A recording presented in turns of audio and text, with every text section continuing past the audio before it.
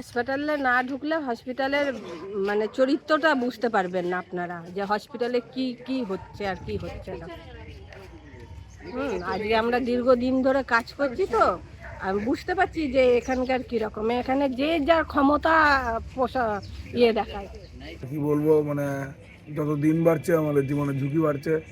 Already আজকে সকালে 3জন admit করানো হয়েছে।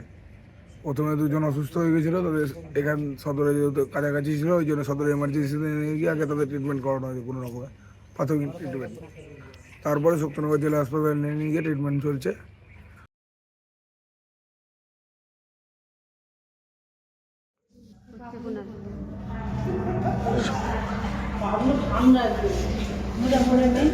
এই আজকে পঞ্চম দিনে অবস্থান বিক্ষোভে একভাবে থাকার ফলে এই যে এই অবস্থা আমাদের সহকর্মীর, জানি না কি হবে। ও মালাদি, কেমন আছো? এখন কেমন আছেন?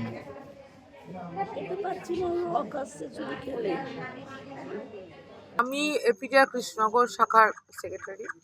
অক্টোবর মাসে এই 50 জন স্টাফের সাথে আমাদের যোগাযোগ হয় এবং তখনই আমাদের পুরো বিষয়টা সম্পর্কে আমরা জানতে পারি এবং তারপর থেকে আমরা লাগাতার ডেপুটেশনের সাথে রয়েছি। ডেপুটেশন দিয়েছি, এরিয়ারের বোনাসের টাকা ঢুকেছে, পুজোর আগে বলেছিল টাকা ঢোকেনি, যে টাকা পরে ঢুকেছে, খুবই নমিনাল টাকা।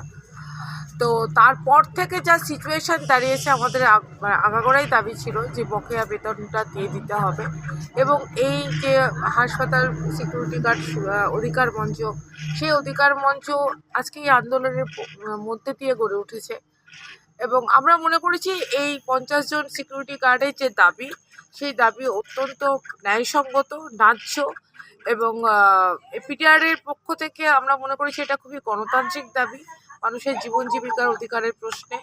তো সেই জন্য আমরা অঙ্গাঙ্গিভাবে প্রতিদিন রয়েছি, আমরা রাতেও থাকছি, সারাদিনই থাকছি। আমাদের সদস্যরা এই আন্দোলনের অংশ হয়ে উঠেছে।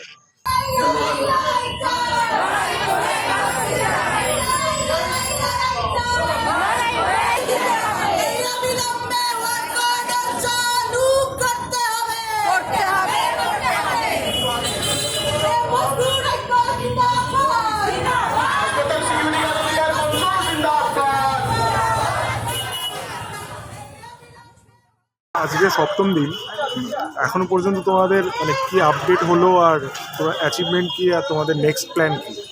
আমাদের আজকে 7ম দিনে এসে অবস্থান দাঁড়িয়েছিল দুপুরবেলা নাগাদ, মানে 3টে সাড়ে 3টে নাগাদ আমাদের প্রত্যেকের অ্যাকাউন্টে টাকাটা ঢোকা শুরু করে এবং যেটা সুভাষ স্যার বলেছিল যে 2 মাসের টাকা বিল সাবমিট করবে এবং 2 মাসের বিল সাবমিট করে আমাদের বিল জমা করবে, তারপর বিল পাস হবে।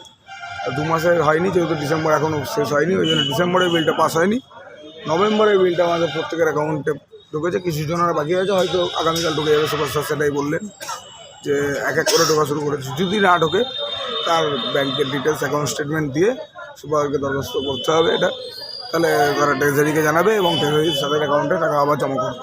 আমাদের বললো কাজে জয়েন করতে, কিন্তু এখানে এরপরে যখন টেন্ডার হবে তখন উনি বলবে আমাদের হয়ে, কিন্তু নতুন যে টেন্ডার আসবে সে তার ব্যাপার, সে চয়েস করবে যে আমাদের নেবে কি নেবে না, সেটা তার ব্যাপার।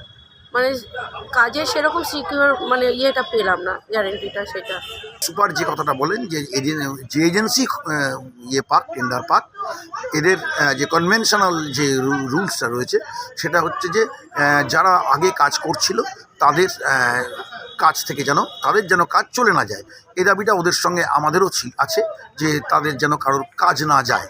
তা সুপারও বলছেন এটা কনভেনশনাল মেথড, এটা এভাবেই থাকবে, কিন্তু তারপরে যারা ইচ্ছে করবে জয়েন করবে বা করবে না সেটা সম্পূর্ণ তাদের বিষয়। এই অবধি হয়েছে।